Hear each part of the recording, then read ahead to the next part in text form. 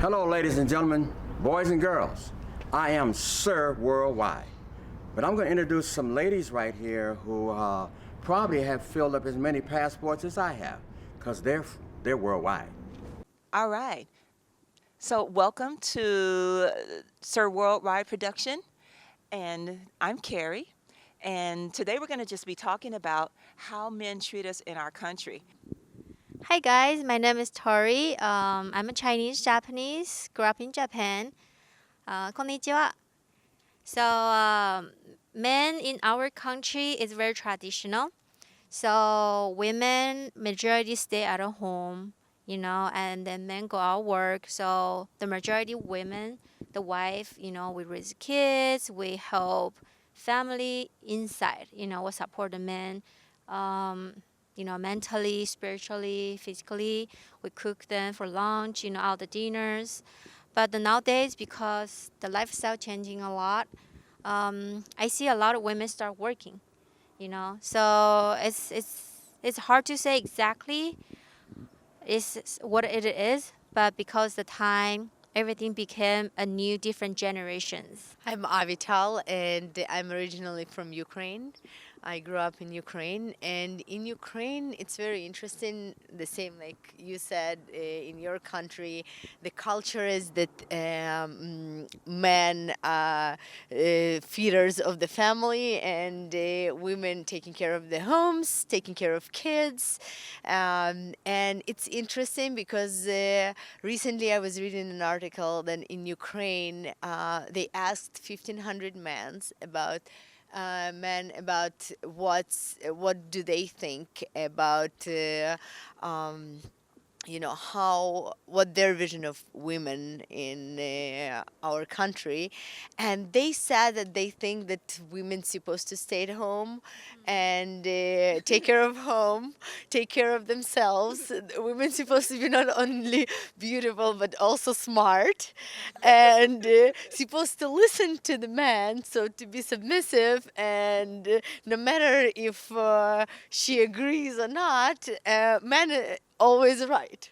And I'm like, that's interesting, right? In today's society, it's very interesting to see. Very traditional, and they treat women the same way. So they think that, okay, I'm bringing money to the family, so it means that, I'm in charge of everything, and whatever I say, that's the right way. And it's interesting how when you look to the culture and you look to today's society, when women start working and men still think that they did the survey, and 60% of the men said that they think that women supposed to make more money than their wives are. So it's very interesting, and it's kind of sad that in my country men treat women that way, because I feel that we're independent women, and we supposed to have our own rights, and supposed to be treated equally with our partners in life. So, Chilombo, tell us about your country and how the men treat the women there. So, hi everybody, I'm Chilombo and I am from Zambia, which is in Africa. So, in Zambia, uh, the way our tradition is we are raised to be wives. So, we're raised to be submissive women, just like in every other culture where we have to always, um, you know, cook for a man, raise the kids. But I actually still like that tradition, which is really interesting, even if I've lived in the United States for maybe 19 years. But I still feel like, and not to say that a woman cannot be a CEO, a woman cannot do all the things that men can do, but I still like the dynamic of the tradition. It's a tradition I grew up on, and I still appreciate it where I like when in the household when there's a father, in the household when there's a mother, and everybody knows their place. I feel like you raise better kids that way, and that's my opinion. I know the rest of the world is changing, and I think it's changing based on the internet. So that's where we're all getting. So it's more of what we see on internet. We also, I feel like the world is changing based on what we're seeing on TV, more like TV marriages, which are not real life marriages, because in a home, what now, that's why we're seeing a lot of single women, with kids, and I feel like sometimes that can have an effect on how you raise how the kids are, and not that single women cannot raise wonderful, intelligent, and kids that can go and do marvelous things in the world, but I still feel like I like the dynamic in Zambia of there's a man and then there's a wife and everybody knows their place, even if the wife still is working, even if the man still even if he's also working. I like I like that there's submissiveness and there's nothing wrong with that. And I feel like people take the word submissive in a different way. Submissive doesn't mean that somebody's mistreating you or you're just you're not supposed to say anything. I just feel like it's just a way of communicating with your husband or communicating with your man, where as a woman the best way of communicating with a man is when you're calm and when you're your voice is calm. That's the way to get to a man. That's what I think. So that's kind of how I see submissiveness, not as in the man is mistreating the woman and the woman has to do everything the man says. It's just more of, so if like your husband is mad, this is what we're told in Zambia. So if your husband is mad and he's angry, just let him be mad. Later on, when the kids are not around, when you're in the bedroom, you go, honey, why were you so mad at me? At that point, and it opens up a good communication. Then he's mad, you're mad in the house, and the kids are seeing you guys argue, and that's what that's what I think when they grow up, they have relationships like that. So that's what. Sure. So I still like that dynamic of being a husband and wife, but I also still like I'm independent myself. I'm a businesswoman, but I still like having those traditions.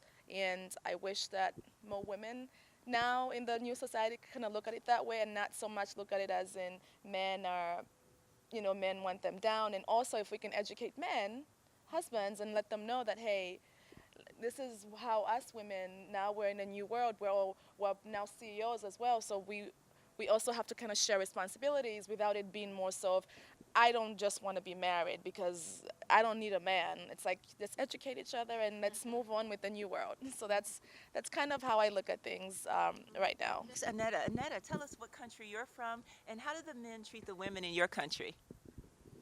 Hello everyone, my name is Aneta and I born in USSR, but eventually in 12 years old I came to Israel, and today I will talk more about Israel, but definitely I cannot only talk about one country where my base come also from USSR. It definitely affected me in many ways. I very much agree with what is your name? Shalombo said, and as growing in Israel, I became very feministic woman, right? Israel is very freedom country where I would say women go to army. I was in military, right? So a woman does they give a woman a power. And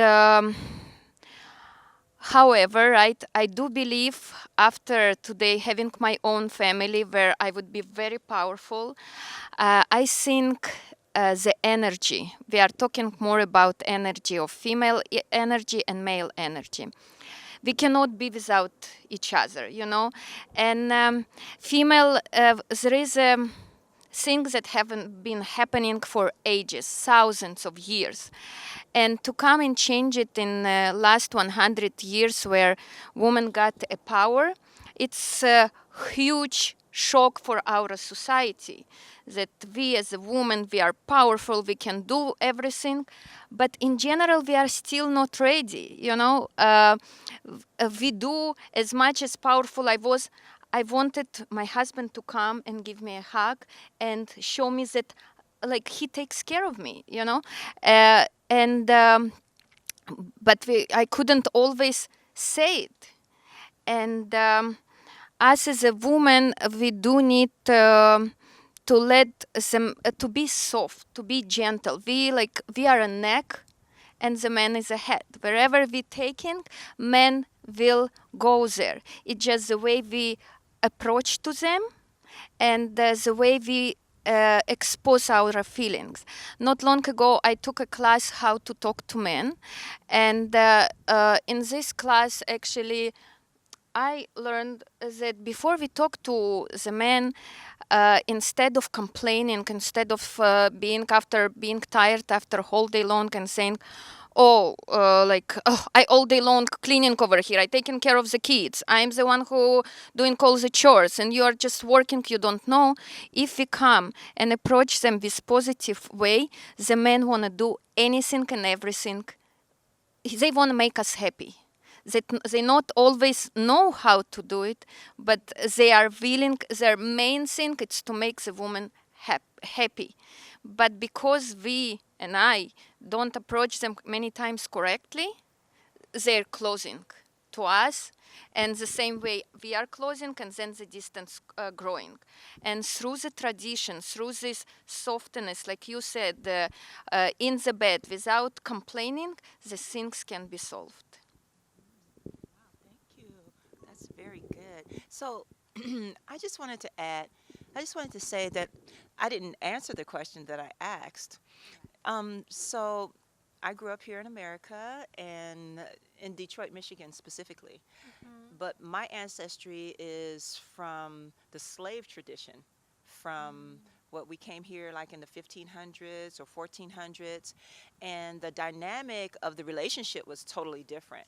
So women, we've always, black women in America, we've always had to be in charge. We've always had to keep the peace because we didn't want our children sold. We didn't want the man to be killed. We didn't want our family traded off into another plantation. So the women had to do whatever we were told by the slaveholders.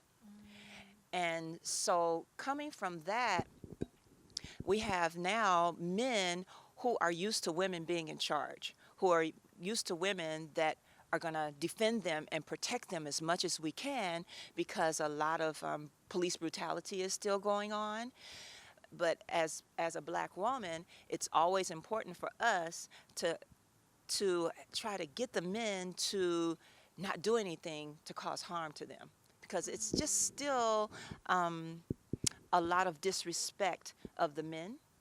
And so the men feel uncomfortable a lot of times, because a lot of times the women go on the side of those that are disrespecting us, because we've been here for about 400 years doing whatever it is that Caucasians tell us to do. And so we try to get our men to understand you need to do what they say so that they don't abuse you.